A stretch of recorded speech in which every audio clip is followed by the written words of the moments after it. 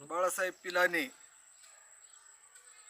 सकल संत पादुका दर्शन सोहळ्याचं या ठिकाणी दौंड तालुक्यामध्ये आयोजन केलेलं आहे।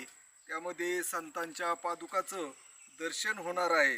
तो कार्यक्रम केडगाव चौफुला येथे दत्त गार्डनमध्ये आयोजित केलेला आहे।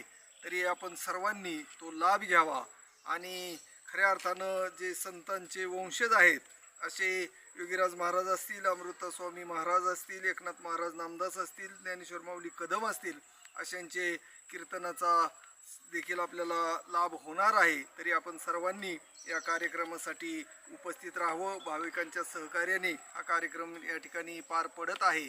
त्यासाठी 7 मराठी न्यूज चॅनलचे आभार व्यक्त करतो। त्याचप्रमाणे हरिभक्त परायण वाल्हेकर महाराज यांचे या ठिकाणी मी आभार व्यक्त करतो।